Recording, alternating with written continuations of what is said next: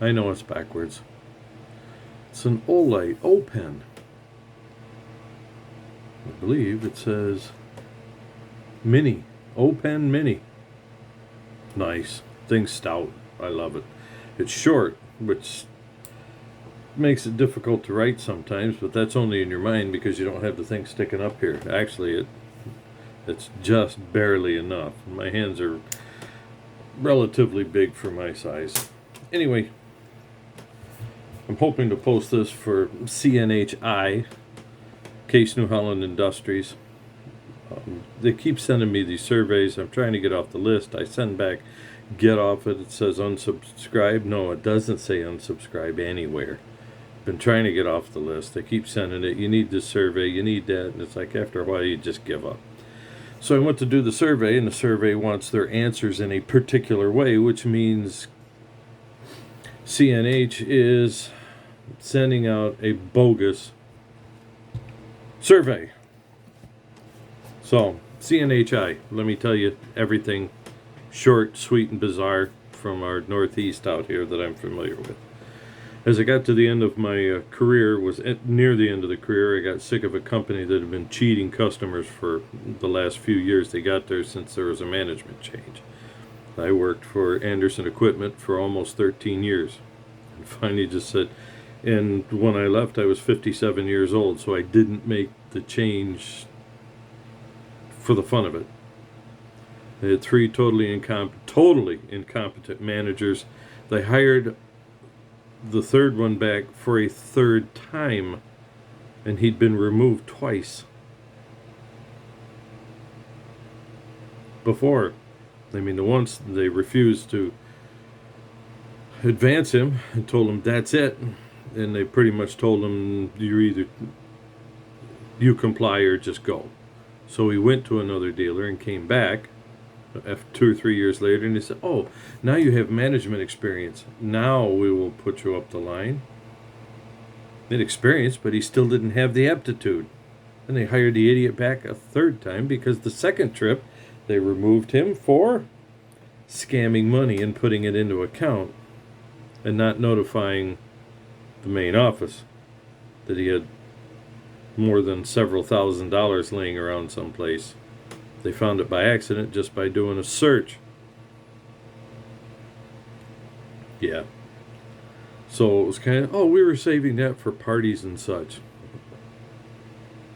When that incompetent boob left, a miserable sot from the field came in, and he was just high on himself, screaming at people. And I asked him, how do you put up with that? He said, he's better than the last guy, the one who had just been removed for confiscating capital. What was it for? Well, people were bringing in their steel, throwing it into the bin, thinking they were going to have a party, and he kept collecting the money as well as the steel from the shop. So I've been around the barn here, is what I'm trying to tell you. I was in ag dealers and self-unemployed from the 80s and 90s, and I learned a lot in my self-unemployment. And I'm going to tell you straight out how the self-unemployment actually continued for 9 to 10 years. Even past a divorce, it was going well. In fact, the divorce improved customer interest. What had been happening is the dealers were literally scarfing and robbing unimpeded from the customers. All of them, except one. The one did it up front, and they knew they were robbing him. It was a John Deere dealer. Overpriced for everything, but they got their parts within 2 or 3 days. And all they had to do was use the right word, and it was overnight. Why? Because Deere had the system for parts. The people owned the tractors, so they didn't want the dealer screwing around with them. You're talking about rentals and such, and that doesn't make sense either, because now they're already having trouble with the dealer as it is, scamming them for their payments. They're having trouble getting parts, because only Deere is 2 or 3 days, nobody else is. So now they have that problem on the financial, on the parts availability, let alone the incompetent service work.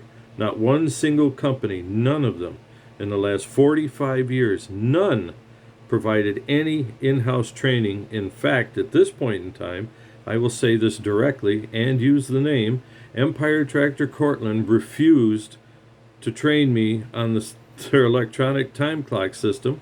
They refused to get me the entrance cards and whatever for it for weeks. Not one, but nearly 2 weeks. And the excuse, we're changing the system over, so there's no sense in putting you in it. I said I'd like to get paid. Well, you get paid eventually. Training? The only training I got in any direct sense was they couldn't find any work for me every once in a while and didn't know what to do because the bosses would have had to sit down and figure something out. I was brought in for a specific purpose, older machines, which I kind of laughed and balked at. And they said, well, why? You know the older machines better than most of them here. I said, sure I do. The funny part is my training is all in the newer stuff. What, electronics? You don't want to get involved in that. Seriously?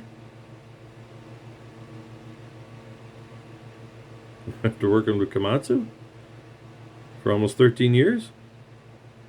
Total electronics? Okay. No training whatsoever, no entrance training, no introduction to the parts guys up front and how their system works, nothing. None at all. There you are, there you're parked. Go repair your machine, all right? What are we doing for parts? I don't know, go up and get your parts. Well, okay. Go up and get the parts. Get chewed out for going up to get parts. Have you been authorized? It's a mess. Place is a disaster. I haven't, and they're not the only one. Anderson Equipment, that was a disaster for parts from shop and inside. Not just me, but me in particular, because I happen to speak. The farmers had to come in. Customers had to come in and speak out. So, and yeah, I was tough on management because of what they did, said, and there were just some things that were total incompetence or just belligerence. Didn't want to deal with it. Not their problem. So CNHi, when you talk about that, I was trying to get off of it because you're trying to talk to me like a farmer. I'm not. I'm the field guy. I'm the guy that worked with the farmers.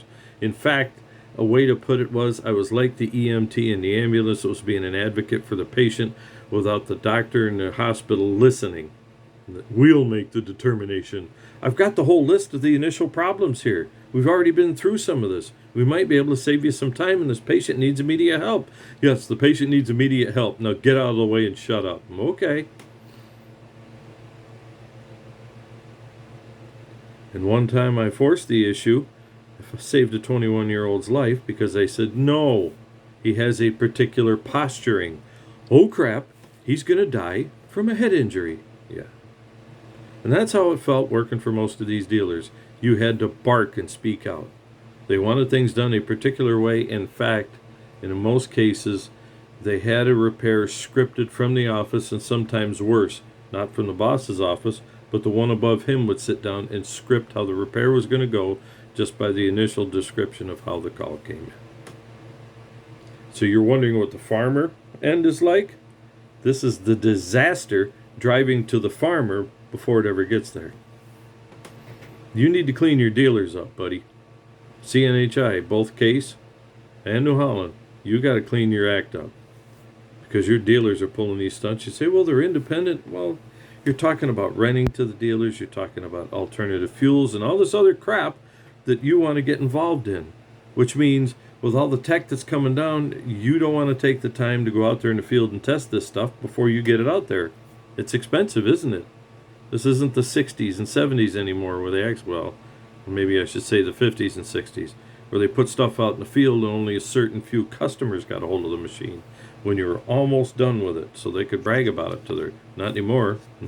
You just want the product out there. You want to be able to punch that little CAD cam button and have it puke out the other end like you just had yourself a little 3D printer. You're trying, but you ain't there yet. You still need the dealer support, and what I found out, Kubota in particular was one of them. Deere had already been doing it, but they had forced, and Komatsu finally got their head out of their sphincter and was telling the dealers, you will in-house train, and this is what you will train. They didn't tell them how they were going to do it strictly, but they did tell them, you will train on this. And Anderson, right on down the line, balked at it. Now, if the owners didn't balk at it, the next level in the service department balked, and the next level down balked, and the same in the parts department. Sales, they were on their own pretty much anyway. They need help with training too, like new products before they hit the market, before the customer finds out. Every salesman I ever worked with throughout history since 1980 when I got out into the working world, almost every single salesman got blindsided by the company, the manufacturing company, as well as their own company. Sure, they got the information, just didn't bother to pass it on. Yeah, whatever, we won't sell those for 6 months or a year. But the customer knows about it, and they got blindsided badly. I can think of one sales in particular that ended up being made because I told the customer the truth from the service side, the reality of the situation, because the company manufacturing, Komatsu in particular, and not Komatsu itself, but their sales division coming down the line into Anderson Equipment, lied to their field sales reps about how a particular function in a bulldozer was. When I straightened him out, the salesman was infuriated. I said, well, that's funny. He says, why? So, because when I gave him the straight story and told him you'd been lied to and blindsided, because we were told that you were lied to and blindsided from the service side, what had happened to the sales guys, customers said, oh, well, I didn't think Chuck. And said, Chuck is never going to give you bogus information, period. He's not going to lie to you about how a machine operates. If you want to tell him how the machine operates and it helps the sales, he's like any other salesman. He'll probably let it fly. But he will never lie to you. And if that's what he told you directly, that means that's what he was told. I said, I can guarantee you that's what he was told. So the service side ends up straightening out your fannies on the sales side constantly, it seems. Once the customer figured out what was going on and what could be done with a certain electronic monitors, and when I explained to him, don't let the word electronic fool you, it's no different than your cell phone. You can sit right there with a pattern and work with it.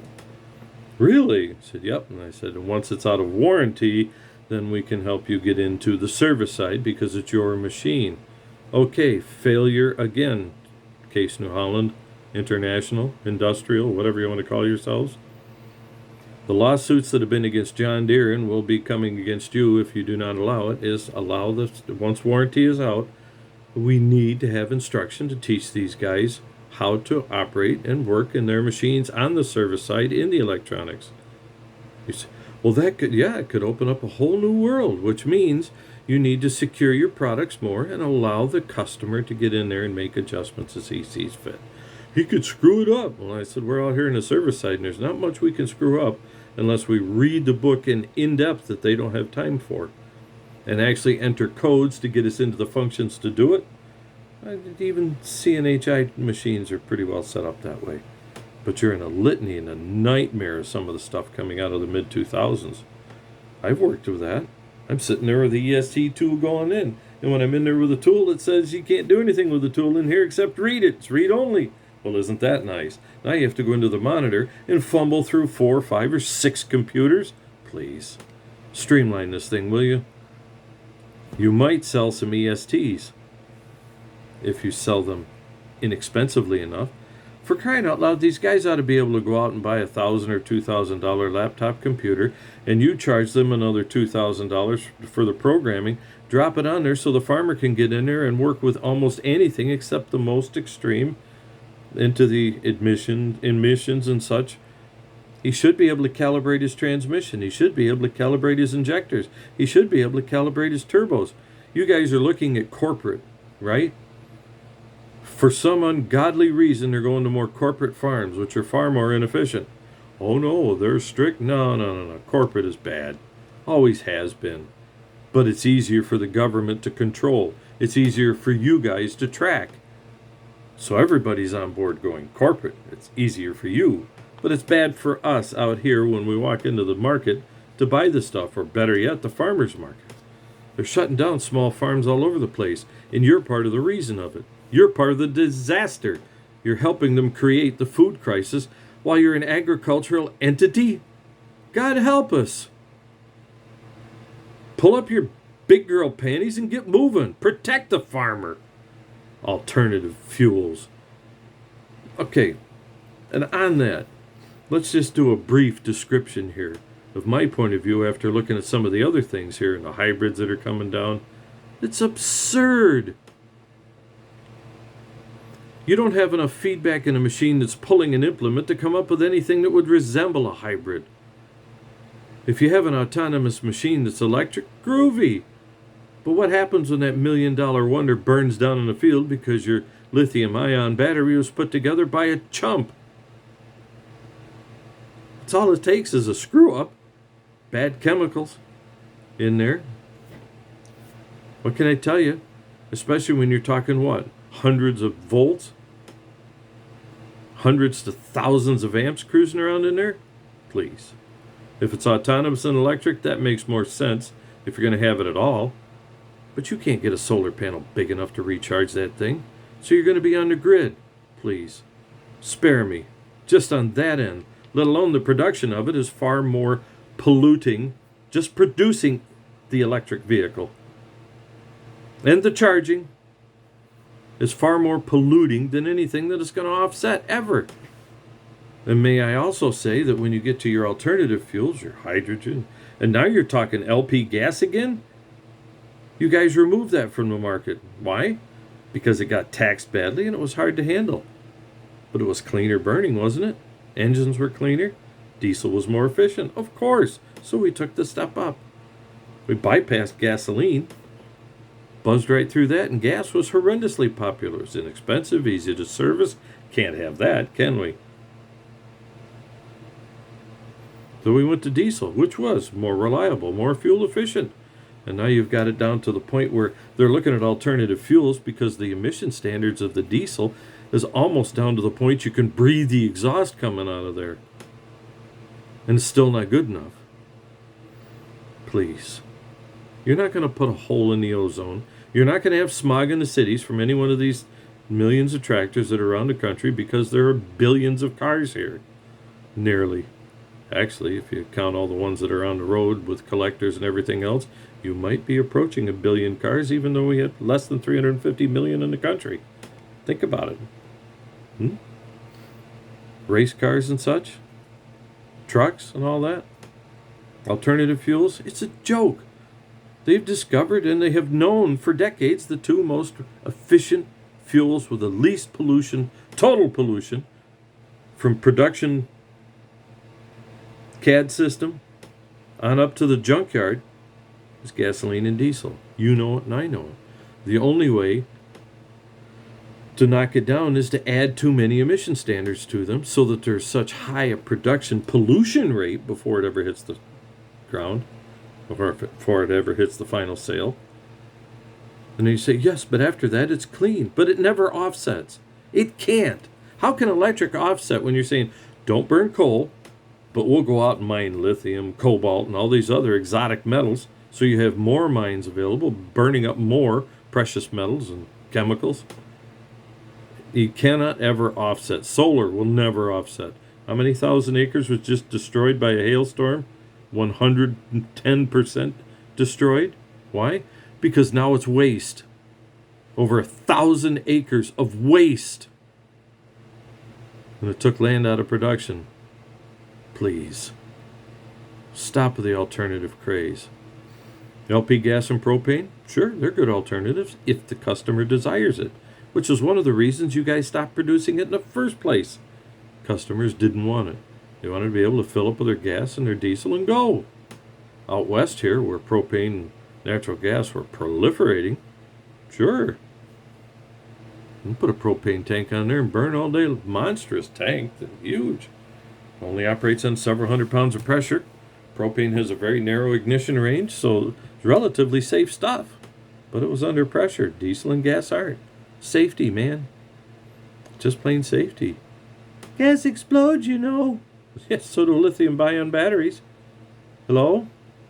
Hydrogen? The most explosive gas known to man. Has an ignition range that's so broad that a match from 50 miles away can almost set it off.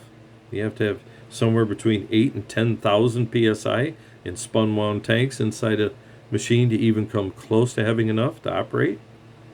Please. How do I get that figure? Well, because hydrogen's a direct replacement for natural gas, NG. And I've worked on natural gas buses. Why are we farting with hydrogen? Natural gas comes out of the ground, quick little piece of production, and it's available. Why are we even fighting with all these other alternatives? Do you realize that the research into that is polluting the environment more than just even getting there to produce it? Are we paying attention to the offsets here that can never be offset? It's a negative offset before they're ever produced. Are we paying attention, CNHi? Are we? I'm just curious. You're assisting in the corporate farm deal. There's no doubt about that. Machines have to get bigger, and you're more than happy to sell one big machine for the money and one to track than to have dozens. But the real money and the real production's when there's dozens of less efficient farms that are out there. If one goes down, it means nothing. Now, if a big farm goes down, guess what? All they have to do is say, hey, we got bird flu over here. They're pigs. Well, okay, it's the bird swine flu. It jumped. Well, yeah, it jumped because someone said so. Wrote it down on paper, so we have something on paper. Paper and writing that says it happened. Millions of birds have been slaughtered. So we have less birds out there for food and eggs than we've had since 1958. Or was that beef? Not sure which. Beef is bad for you. Then they found out, no, beef is brain food. All those arguments are absurd. Just leave us alone. We'll make the decision. And you need to get your nose out of the political completely. Out of it. And out of the environmental almost completely. Sure, build a clean tractor. But think of this. You've got a tractor out there that you've cleaned up all this wonderful pollution, but to allow the tractor engine to operate properly, now you have massive transmissions that you've just produced and allow the customer to have different little options on the way. Great. What was that production cost? Seriously, what was that production cost? In pollution. What was that change? We're always fighting at the end producer here, or at the end buyer, I should say, the end receiver. We're always, what's it going to do when he gets it, or she gets it, or whoever gets it? So I've gone on here 22 minutes and change, almost 23, to try and get across to you that all of the stuff that I just read in this thing, the way you wrote it is absurd. The way you wrote it is pointing to a particular path that you're aiming for, and it's all bogus, political, and bizarre. It's like you're following the UN propaganda that has been false for 60 of my 64 years.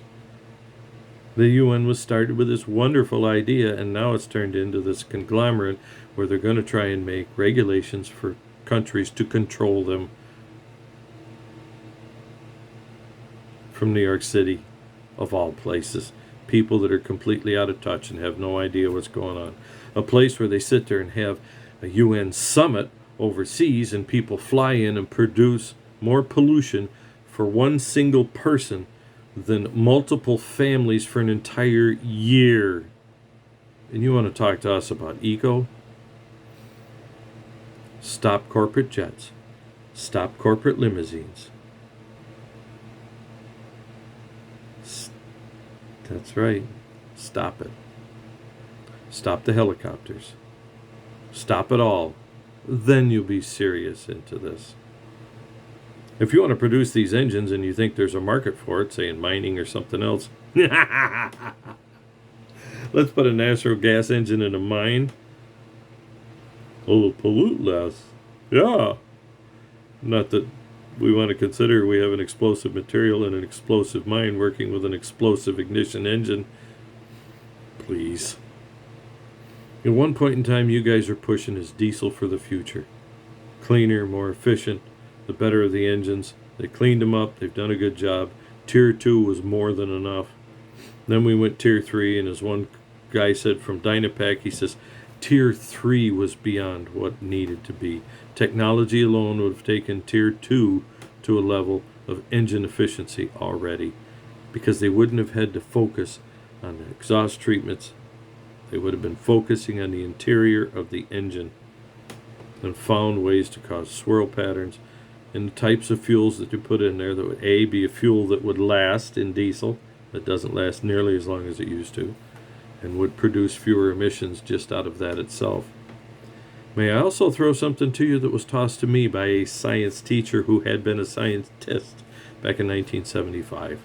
I can't remember her name, but she said something very specific. She said, how do you destroy the ozone and pollute the environment with stuff that's coming out of our vehicles? And she says, admittedly, we need to clean it up, but at the same time, our environment is designed to handle all of these gases. The world we're in, the ozone that we're worried about, and the air that we breathe. The entire atmospheric system is designed to handle all of these gases. All of them. The ozone layer in particular. It's funny how that chlorine atom they whined about in 1980, 70s and 80s, is suddenly the chlorine atom that goes up there from all kinds of multiple other products.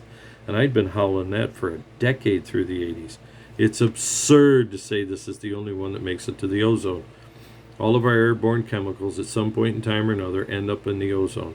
When the ozone layer opens up the hole, the sun burns the chemicals out and the hole closes up. And we have exact evidence within the last, 45 years of that in particular. 44. We watched it happen. It's over the South Pole area where there's fewer people, almost none. It's there for a purpose, to clean up after volcanoes and oil field fires. Yes, actual oil fires. Lightning strike an oil coming out of the ground that's light crude and can ignite. Please. Wildfires and such. Do we hear about pollution from wildfires that they're out there setting? No, because you set the fires as a controlled burn to prevent the wildfires. And the atmosphere is designed to handle it. Could we please stop with this? We need to offset our carbon footprint. There's too much carbon dioxide. And then you find out there's I think it's 0.04, but play a game. Let's say it's 0.4% of CO2. The amount that's in there now is twice what the minimum is for plant survival on the earth. 0.2, life on earth starts dying. CO2 is critical for oxygen production, you ninnies. It's critical for oxygen production. CO2, put it in the plants, remove the C, and you have O2. Plants, which means farming, not solar panels, which means farming, not windmills. You want oxygen production? You need plants. You don't need dying forests that put off methane and CO2 and some forms of carbon monoxide and the rot. Managed forests. It's too simple. There's your questionnaire for me. Well, you're not an expert. No, I'm 64 years old and have been watching this crap since the 70s. You know what else I've seen since the 70s? People wanted two things out of any engine-driven machine: fuel efficiency and lower emissions. Gas mileage, essentially, fuel mileage, and cleaner exhaust they don't have to deal with. Oh yeah, there's always a redneck that wants to blow off black smoke and play around. And for the government to step in and say he can't do that means they've taken ownership away from the vehicle. Well, black smoke is... Well, then people put out complaints and shut them down. After a while, they figure out that it's only a few. Let them have their fun, and when the people around them complain, then it'll get shut down. Then people grow up. The black smoke isn't so exciting anymore. Why? Because it's raw fuel going out that isn't producing anything. And the more they learn about that, because we teach them in-house at the dealer level, we teach them in-house at the corporate level, and then one of two things from that. And this is one I think that needs to change directly. The training facilities for both Kubota and CNHi are pathetic. I've been through their programs. Kubota's a lot better than yours, and theirs is still pathetic. Why? Because guys behind the desk write the program, and they bring in the guys from the field to teach what the desk jockeys have put together. And the points of view are not even close. Dealer level training, meaning there has to be a trainer in the corporate to teach the people at the dealer with the machines that they're working with. At the dealer. Oh yeah. You'll either split up the shop, or if it's small enough, just shut down the shop for a day or two, maybe a week. Yeah. And then you have to start rotating and doing. It's harder, isn't it? But you're going to get a more direct involvement for what they have there. And you're going to teach the people there on the ground that the dealer and their bosses are not teaching and refuse to because it takes effort. Then at the corporate level, there should be somebody stepping in there anywhere between 6 and 12 times a year. How's your training going? Even if it's teleconference, but it better be at the dealer level. Show up and say, hi, how you doing? Why? 2 reasons. One of them is just plain personal factor, getting along with people. They see them, you know them. You know who you're talking to on the other end of the phone. And it should be rotated, because somebody's going to answer the phone. Well, there might be half a dozen people. They better be ready and know who they're talking to, the person, because communication is critical. You need to know who you're talking to, because I might change what I say because I know who's on the other end of the phone. And he may listen different, or she may listen differently. And it cannot be the dang computer screen except to pick up the information. The person needs to actually have their own hands on it, from the corporate, then come and teach the dealer corporate, manufacturer corporate, dealer corporate, dealer level. And these top 2, they need to exchange back and forth. And then still they need to come down from the corporate manufacturer to the corporate teaching level, which means guys come from other branches to that one, and then from there come down to the dealer with the dealer corporate training. Multiples, I hope. It has to change. The old-fashioned hands-on, yeah, it's still needed, but even your classroom needs to change. The person needs to be there to ask the questions of. They need to work back and forth to formulate. And if possible, there need to be 2 trainers there. One's teaching, and the other one's sitting back, not necessarily critiquing, but writing down the questions, putting the answers to them, even if they're answered by the instructor themselves, so that they're put there that later on, maybe these are things we should add into our program when we teach these guys with their boots on the ground. And last but not least, you have to return to something that's very difficult and expensive to do. Stop focusing on all this other Felger carb, to borrow from Battlestar Galactica, rather than using other terminologies. If a new machine goes out, then you need to have your corporate dealers, if they're large enough, to have their own introductory trainer, product support rep to go out with the service guy and the salesman to show them how to operate the equipment. Now, maybe it is the salesman, however you want to work that, but somebody needs to know the structure and function of that machine and how to operate it with the customer.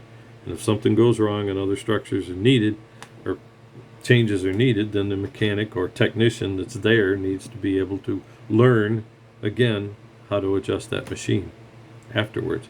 Classroom's one thing. Hands-on is another thing. But it's totally different when you get out into the field. And if you're not involved in the field, they can't be involved much more without the fighting and the wrangling. Well, you went to that class, and that was one of the things I got from Kubota. Well, you took the online class? I said, dude, that was 200 machines ago and 3 months ago. Well, yeah, but when you get older, you can't remember. I said, no. When I get older, I can't remember because I have too much in my head for it to get lost in. I said I could probably tell you almost every single facet of an Alice Chalmers 2900 Series 301 6-cylinder turbocharged intercooled engine.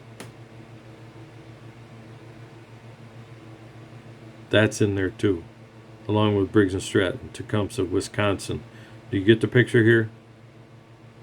You want me 3 months later to remember exactly what Kubota taught me. And I said, if I might say so, they did a poor job. They had a valve body they showed me sat there. That's nice. With a transmission over there and the valve body to run it over here. Oh yeah, it's got this here, it's got that there, and there was nothing there, pulling it apart, showing me what I had and putting it back in for me to have in my memory. It has this valve. What do you flip and do? It has that valve. Where is it? What are its specs? Get my drift? And 3 months later? And 200 machines assembled and repaired later? Come on. Without any hands-on from the training 3 months before? We work with our hands in the shop, and apparently corporate people, once they get behind desk, including those who come from the shop and go to being behind a desk, they lose touch with the reality unless they're actually out there themselves. That's why I make it important that the corporate needs to come to the corporate manufacturer needs to come to the corporate dealer needs to go into the individual branch offices. Hands-on, all 3 levels must be hands-on. You can't stop it any other way. And if I might say, management must be in those classes. The service manager has to be in some of those classes. The service writer has to be in some of those classes. Even if they have to rotate on and off, they must be in the serviceman's class, the technician's class, not in a manager's class. Anderson Equipment proved one thing to me. Their management training to sit there and critique service work is absurd. It's demeaning, degrading, and arrogant, stupid, ignorant, and that's giving you the short list. And I ran into the same in other dealers as well. I left Anderson in 2017 after nearly 13 years, as I said. And from there I went from dealer to dealer to dealer because I was too impatient to put up with the same crap again. On a lesser level, but after a while it was just, you arrogant little turd. You worked with an 8R John Deere. This is an excavator. You're talking my world. And that's what I got. Another 29-year-old barking through the world because he wasn't trained. They pulled him out of the field, but he hadn't done any serious service work in the field, so he had no clue because he was 29 years old. So you need to interject from here down to here and further down into the individual dealers. Doesn't have to be a lot, just has to be enough.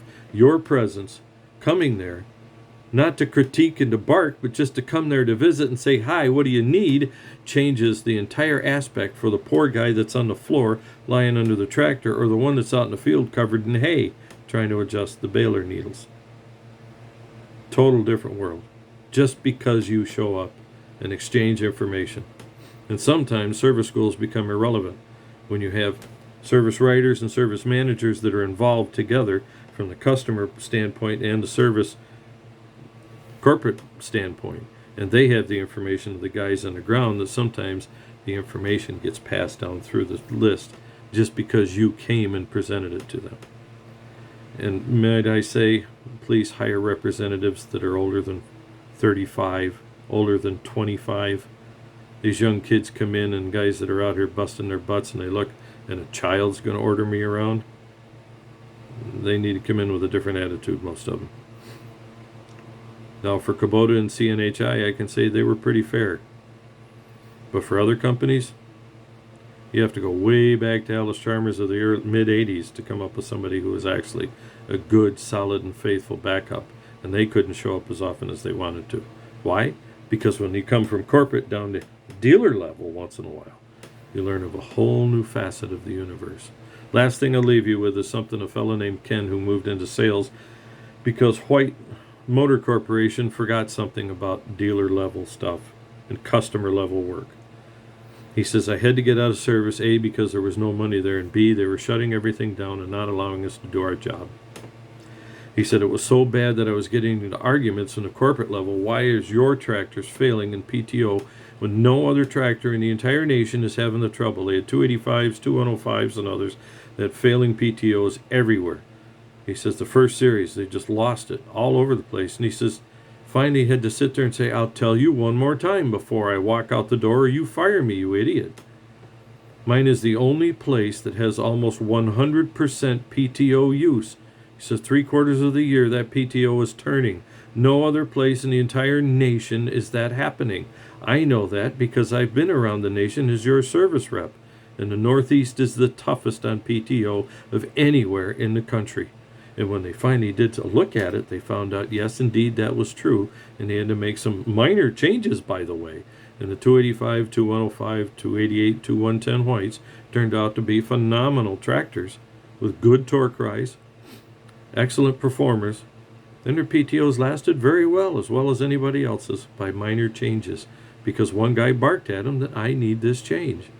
The point I'm saying is he had to bark and yell to the point of either quitting or being fired to get the change done.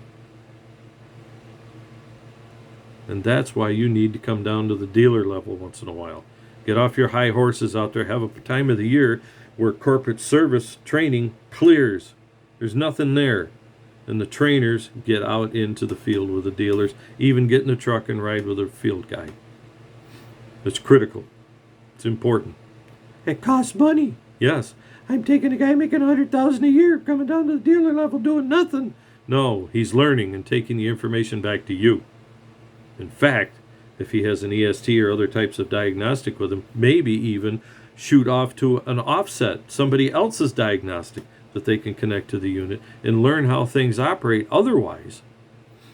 And maybe you can even help the end user, the retail guy that bought the thing. And he sits there with a diesel laptop looking you in the eye and say, why is it reading like this? I can't help you there because you're not using our tech tool. If your tech tool is cheap enough, that diesel laptop becomes worthless. I'll give you an example. I've been trying to go out and people are scared to hook up the diesel laptop. And it cost me $7,000 to $8,000 to try and get into something that works well, but doesn't work like the dealer. And your stuff, if it's set up properly. There was one that was easy engine.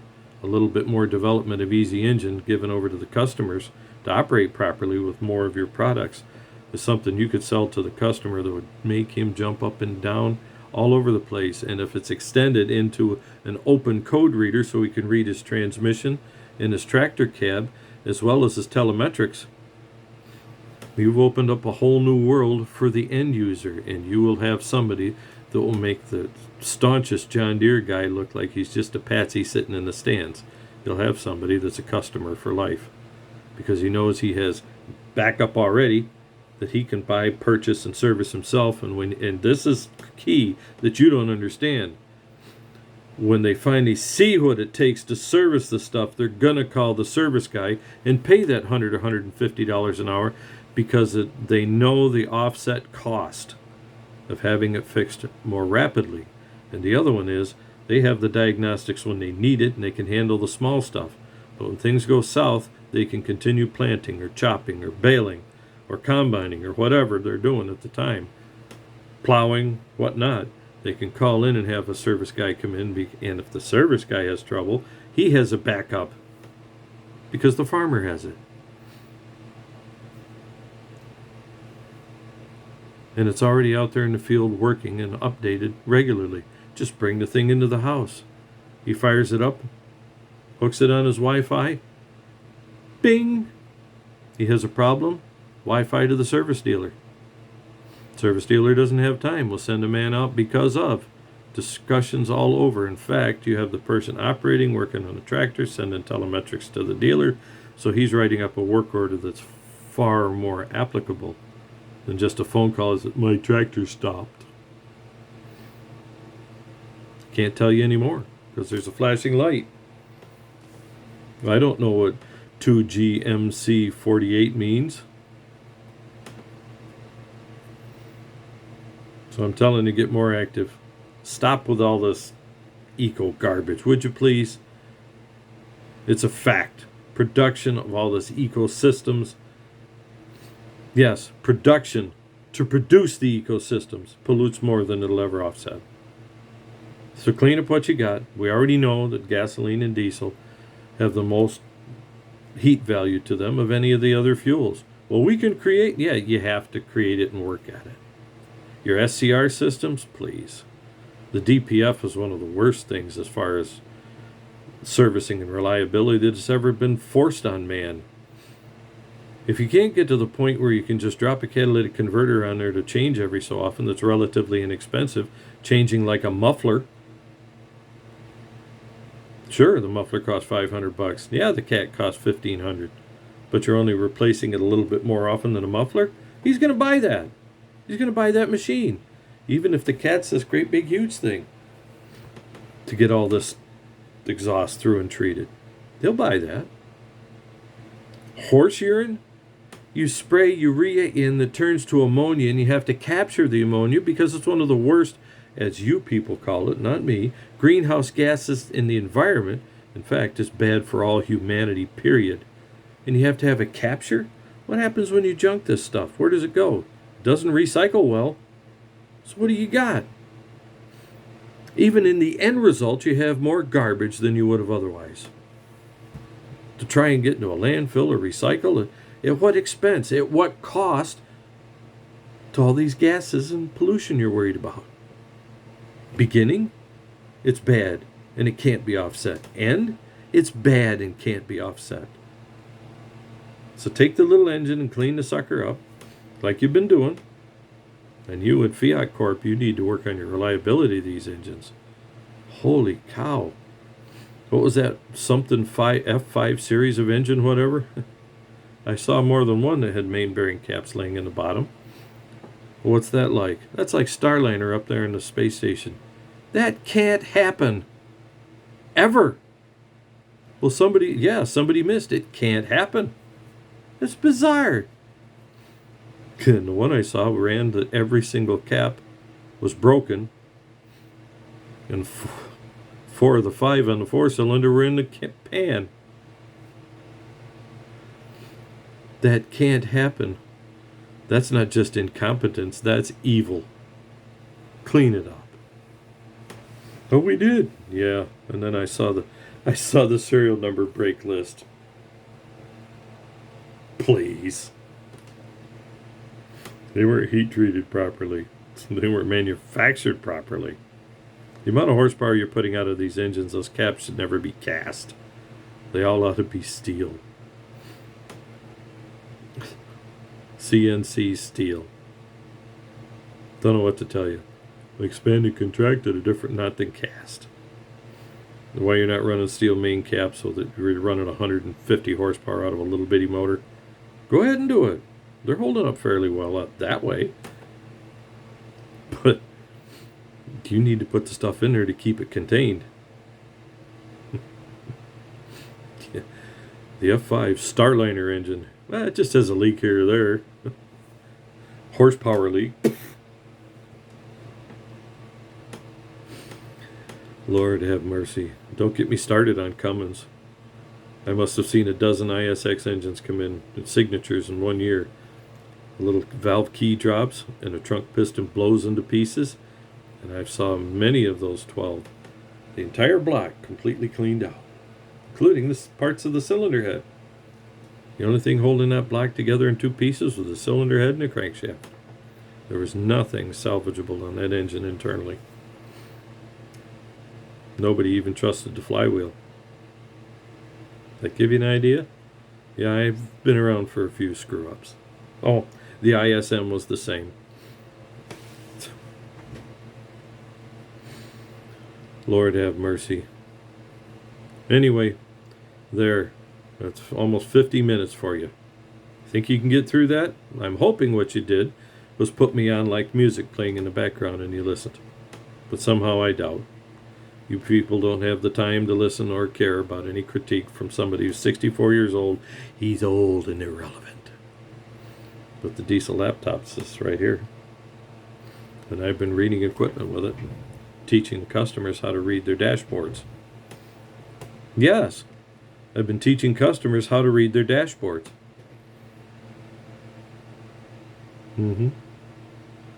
So when they call in, what the heck is this? It just stopped. They're looking at the dashboard saying, it says I have a problem with a PTO switch or a seat switch or a tachometer reader for my road speed, ground speed. They're starting to get a hold of that idea. Why? Because the dealer calls in and says, well, hey, I got such and such a problem and my dashboard's telling me it's this and I've got these symptoms. All of a sudden there's a world that opens up that one service trip disappears. Not all the time, but more than half the time.